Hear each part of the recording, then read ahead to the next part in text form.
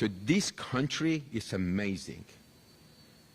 And you deciding to join us is even more amazing, because I know if you decided not to do something else, you can do lots of other good stuff and get paid much more. But deciding to do this is incredible, and thank you. Thank you for deciding to be here. And of course, one of the most important things is we have our president here, Dr. Landry. Mr. President, welcome here. Welcome to Hamilton. Welcome to University of Florida. We're so appreciative of all your hard work. And of course, I want to welcome my board of trustees. We have trustees O'Keefe, Cox, and Dupree. So today we celebrate. I don't want to miss someone else that has done so much for this university, and that's Keith Perry. Senator Perry, thank you. Thank you for your good work.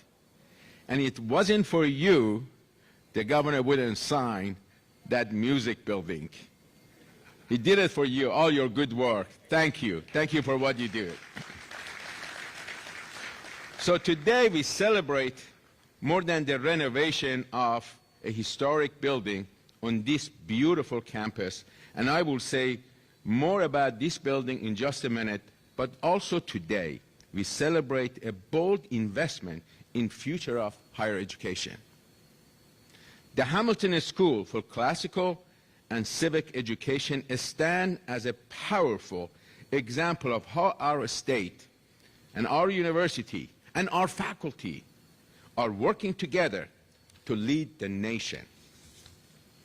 I say nationally because, as you may have seen, the Wall Street Journal recently recognized the University of Florida for being named by the City Journal as the #1 university in the country, better than other 99 universities that are ranked. And those 99 were universities that are traditionally considered to be the best. I mention this because the ranking noted that among the things UF does better than anyone else is prioritize intellectual growth and civic engagement rather than simply prestige and selectivity. Trust me, we are very selective. You know, getting 100,000 applications and we accept only 7,500, that's selective. Civic engagement is key to what the Hamilton School is all about. At the Hamilton School, we are teaching our students to be responsible American citizens and leaders, to cherish and protect the freedom we enjoy in this great nation, to understand the foundation of our democracy, and just to understand that the democracy we have, just last time when the governor was here, on one side, the governor was giving his speech. On the other side, we have protesters protesting. You know, this is the freedom. And the idea that shaped our civilization. These are things that too many other supposedly prestigious universities have forgotten, and have, as a result, they have lost their way. Not at University of Florida. As someone who came to this country at a young age, I can tell you that I never take for granted how great this country is. Many people in my generation, whether born here or not, feel the same way. And it is imperative that we pass along the commitment to younger generation. I'm not worried about my kids. They're all grown up. I'm worried about my grandchildren. I'm worried about your children, Governor. That is the core of the Hamilton School's mission.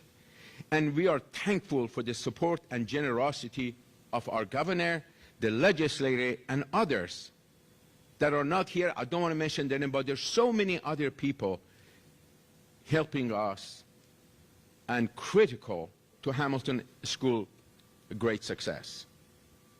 And speaking of support and generosity, I am thrilled to announce today that the Hamilton School for Classical and Civic Education has received $5.5 million gift from Kenneth C. Griffin, founder and CEO of Citadel, that will be used to fund new scholarship and graduate fellowship. Can we give him a huge round of applause?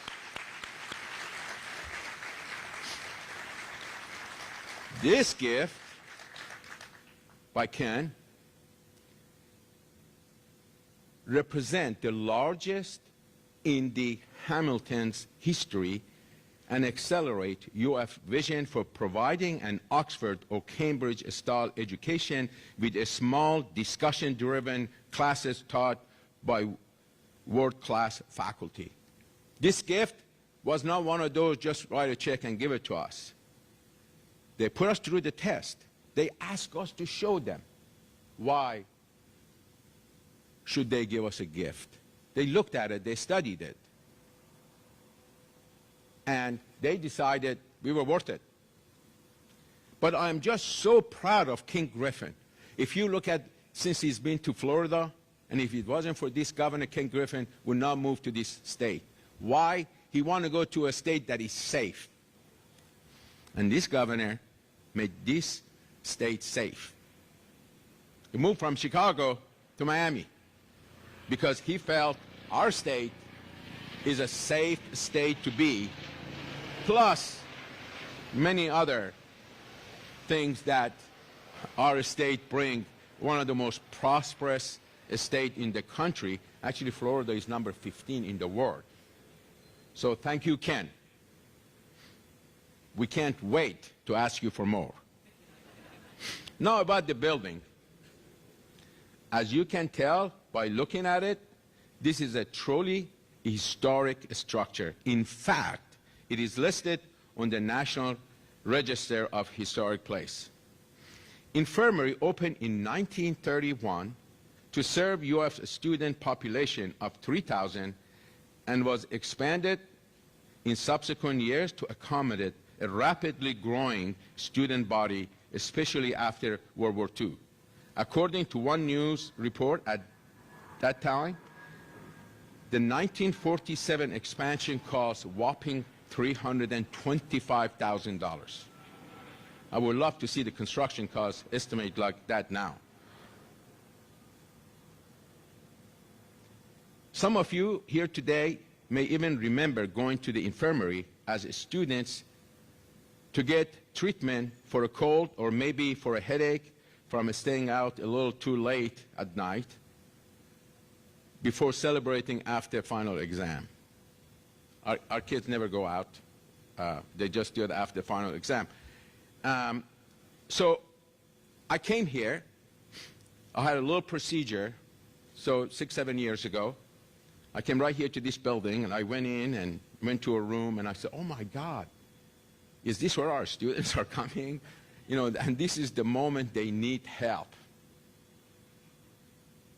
So fast forward, with the help of our board, we decided to build a new infirmary where it should be, which right next to our football practice. And if you have seen the new building, it's beautiful. So we closed this place in 2023, and us looking for what would be the best thing for this building as a historical building. Hamilton. You couldn't ask for a better place. And we have the pictures of the new building that we're going to take inside of this building out and build inside out. You see, it's going to be an amazing, amazing building. Again, thanks to the governor for funding us. And we are on our way today. When this project is completed in fall of 2027, with classes starting in the spring of 2028, the transformational will be absolutely stunning. The operative word is illumination.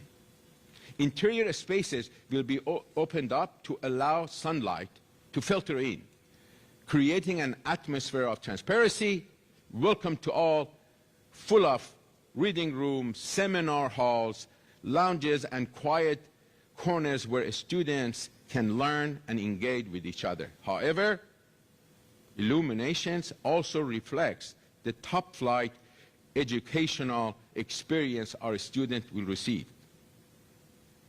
And you know that by the faculty we have. We have the most amazing faculty at Hamilton anyone would want. After the Hamilton School, the curriculum will focus teaching leadership and enduring values that our founders believe were essential to a free society. And that's as it should be. It is now my pleasure to welcome our president, Dr. Donald Landry, whose leadership and vision continue to guide the University of Florida to even greater heights. Dr. Landry.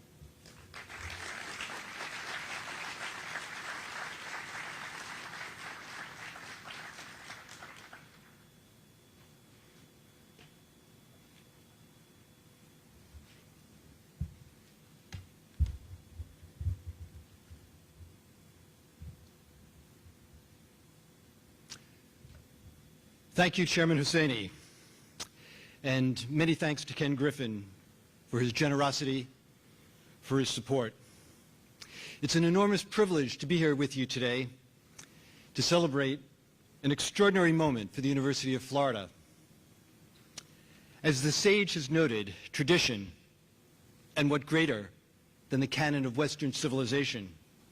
Tradition is not the worship of ashes. It is the preservation of fire. And the fire burns bright at the Hamilton School for Classical and Civics Education at the University of Florida. This bonfire represents the vision and boldness of a governor, a legislature, a board of trustees. Others have tried to kindle such programs. Many have seen their efforts falter and extinguish. But in Florida, at the University of Florida, things are different. By virtue of the inspired leadership of Governor DeSantis, the Florida legislatures, Chairman Hussaini, and the Board of Trustees of the University of Florida, their boldest vision of a massive Hamilton school with the highest standards for faculty, directly joined to the president and provost of this university. This was conjured into being, reified with the hiring of 48 faculty in under 3 years, a blink of an eye in academic time. And now we meet at a groundbreaking as a classical and traditional infirmary is transformed into a home for what we hope and believe is the remedy for what ails the academic enterprise of this nation. That's why we're here. This is the foundation that we have established. This is the structure we're going to inhabit, and we're going to be of service to the nation, to the state. Thank you.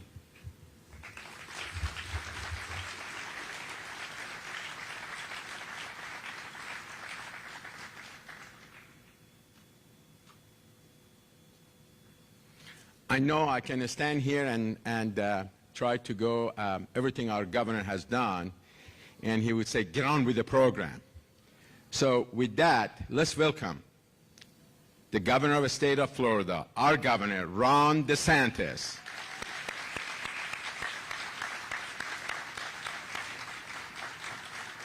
Well, thank you, Maury. And Maury made a comment about what we're doing will impact our kids, and Certainly here at the Hamilton School, I think of that, but I must acknowledge, the Florida Governor's Mansion is located in Tallahassee. My kids were 2 and 9 months, and the third one wasn't even born when we moved there.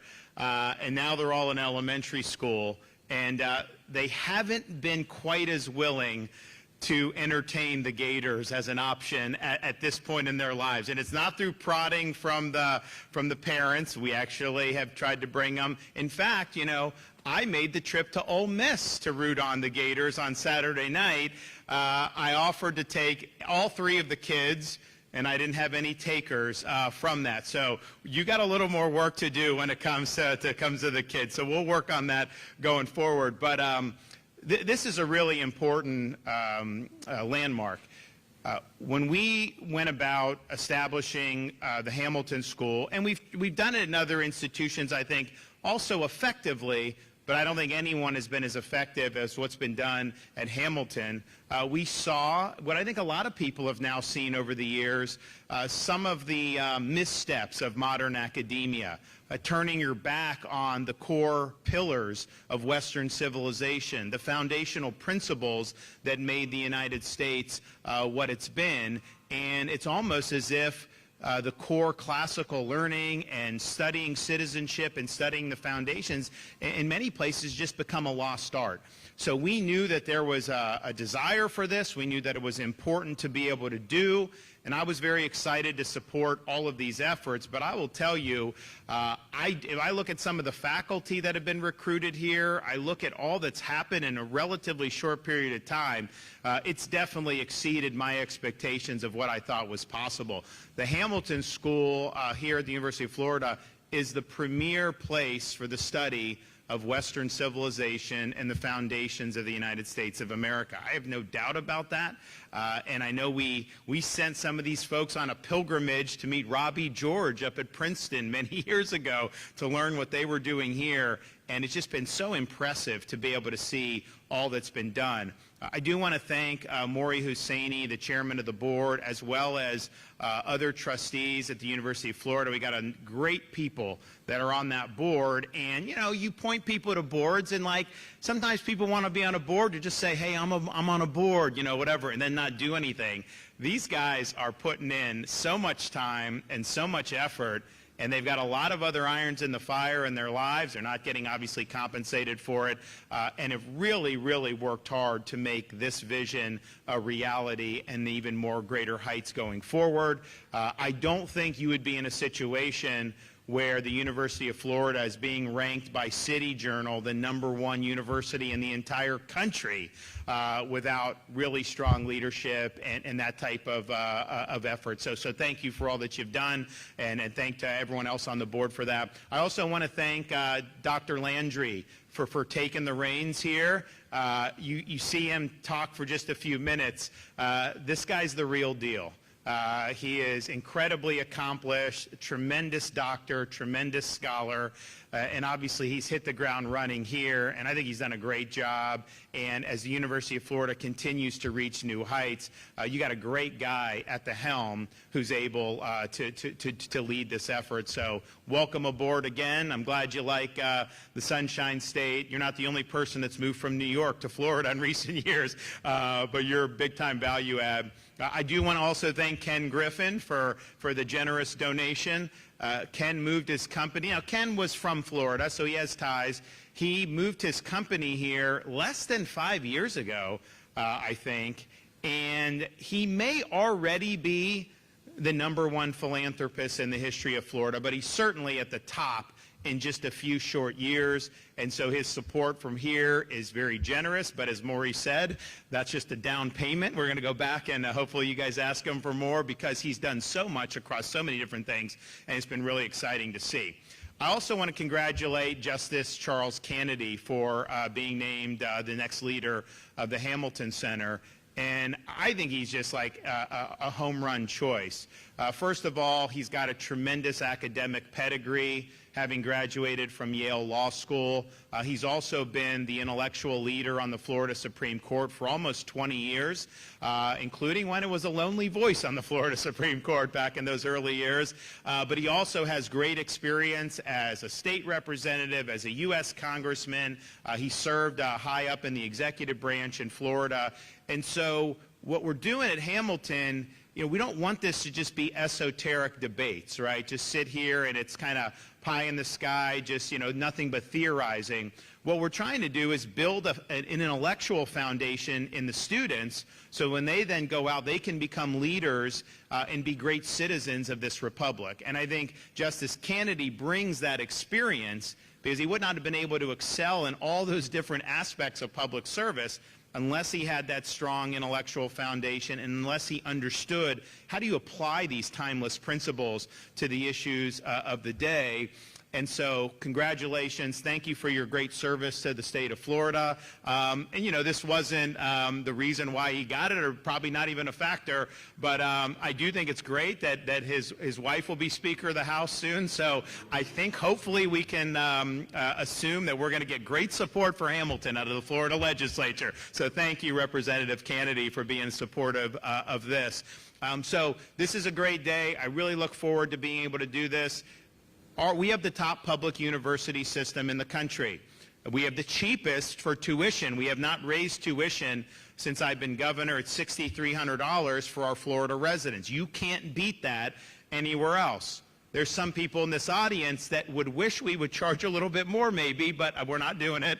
We're going to keep going on because I do think it's important that young people have an opportunity to get a great education without having a $100,000 millstone around their neck in the form of all this student debt. That has not served students well over the last generation, and I think what we're showing in Florida is it can be done where you have really high quality at a price that's affordable. And get this, we have programs like Bright Futures. If you're good enough to get in the University of Florida, you're probably good enough to get the Bright Futures, and you get your tuition paid for, or you get 75% paid for. And then we also have something called the Florida Prepaid Scholarship Program. So families can pay a little bit as their kids grow up, and then they have an opportunity to go anywhere in the state tuition-free that they can get into. And get this, because we've held the line on tuition, twice since I've been governor, we have rebated money from the Florida prepaid to prepaid families because they paid under the assumption, which was a reasonable assumption, that there'd be some inflation in the cost of tuition. We haven't done that. They got their money back. If you were in some of these other states, they would not have sent you your money back. I can guarantee you that. So this is a great model, what the University of Florida is doing, what the state university system is doing. But right here at Hamilton, I'm really proud of the progress. I mean, I read some of the bios of some of these faculty members. Really, really incredible. I mean, if you want to study, the history, the classics, all those other things, this is where you want to be, and we've shown the commitment by working with the legislature, and you're going to continue to have my support as we move forward in the days, weeks, months, and years ahead. So God bless everybody that's been a part of this. I look forward to breaking ground, and I'm going to bring my kids to the Florida State game, so if any of you Gator fans have any magic potion to maybe get them to take a little bit different tact in their in-state rivalry, I will make sure that they listen to you. Thank you.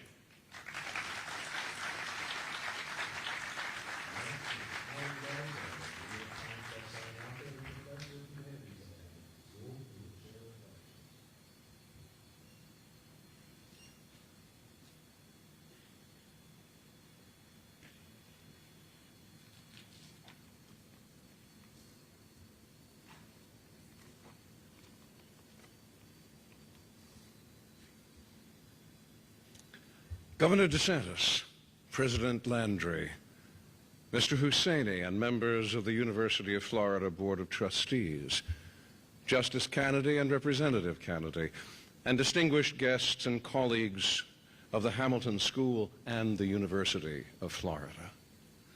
In 1790, when the leaders of the Jewish synagogue in Newport, Rhode Island, grew anxious about their future under the new American Constitution, George Washington wrote to assure them that this government gives to bigotry no sanction, to persecution no assistance, and requires only that they who live under its protection should demean themselves as good citizens.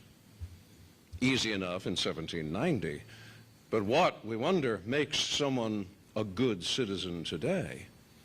It was the first concern of Washington's generation that schools at every level be the shapers of that good citizen. For in a democracy, all authority for government lies in the hands of those citizens.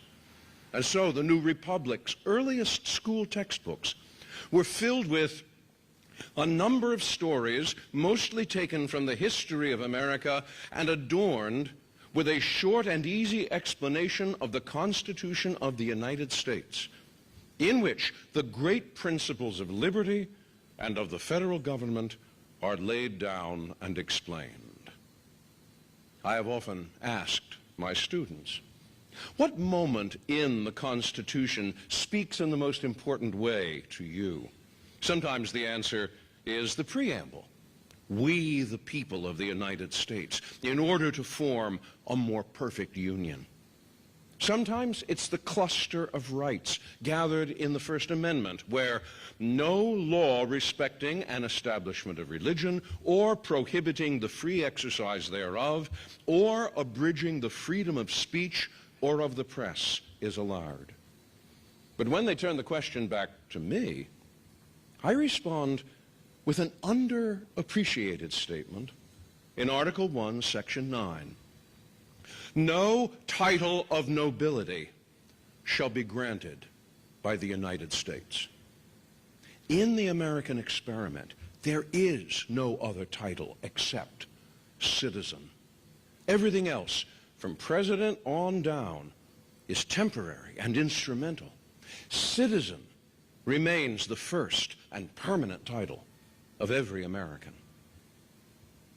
It is from the challenges of the fractured and violent politics of our times that we have been forced again to the great question of the citizen, and with it the golden words that run through those old textbooks: freedom, liberty, consent, choice, equality, rights, representation, law. We hear this question of the citizen in place after place, in college after college, in university after university, and especially here at this gifted University of Florida, as we celebrate the building that will be the home of the Hamilton School of Classical and Civic Education. For here, we will draw on the heritage of the classical tradition of the West to understand the meaning and the promise of the citizen. And our tutors will be Aristotle and Cicero, Hayek and Havel, Montesquieu and Locke.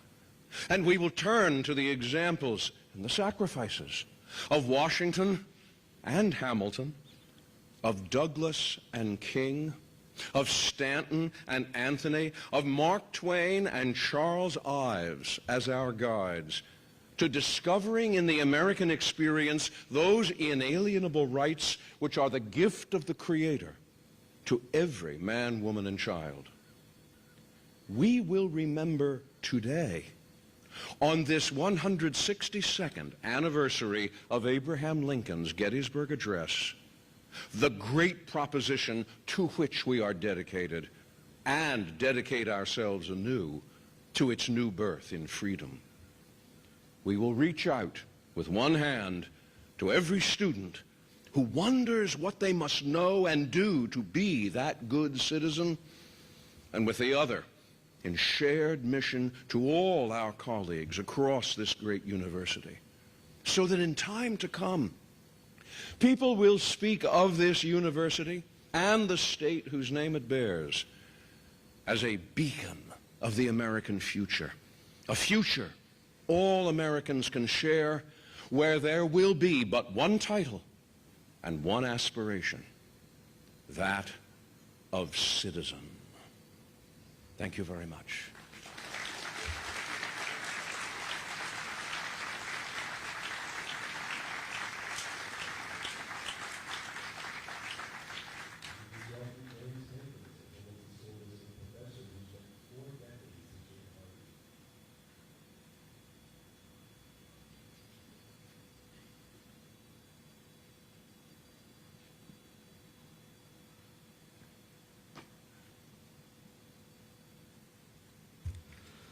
My friend Alan is a very hard act to follow. Governor DeSantis, President Landry, Chairman Hussaini, and Chief Justice Kennedy, members of the University of Florida Board of Trustees, and distinguished guests. It's an honor to be present at this ceremony, which marks a key moment in the history of educational reform, not just in Florida, but throughout the United States. It is a day to celebrate the creation of a beautiful home for the Hamilton School of Classical and Civic Education, and to express proud hope for its future. Under the energetic directorships of John Stiniford, Will Imboden, and Robert Ingram, the Hamilton School has built in a very short time what, in my professional opinion, is the finest institution for the study of American and Western history in the country and perhaps in the world. I know that Governor DeSantis already said that, but that's my opinion too. Today we celebrate the great achievement and express our gratitude to Governor DeSantis and the state legislature of Florida for their visionary leadership and unfailing support. I've been on the advisory board of the Hamilton School since its founding, and although I personally can't take much credit for what has been built, I've been frankly astonished to observe the sustained energy, vision, and sense of purpose that has gone into building this institution. It's an institution that has successfully challenged already the tired and increasingly self-destructive status quo of American higher education. In the 40 years I've spent on the faculty of Harvard University, I've had a front row seat to watch the tragedy of American educational decline. I've seen my university, once considered the flagship of elite education in America and the world, progressively downgrade its commitment to intellectual excellence while putting the interests of global communities ahead of the citizens of our own country. In my own history department at Harvard and elsewhere in the Ivies, we have gradually been abandoning our commitment to teach the Western tradition, ancient Greece and Rome, the Christian Middle Ages, the Renaissance, and modern European history. For hundreds of years, this heritage was the possession of all educated Americans. You have but to read the Federalist Papers to recognize the Founding Fathers' profound knowledge of Western history. In the last 40 years, however, all that has changed.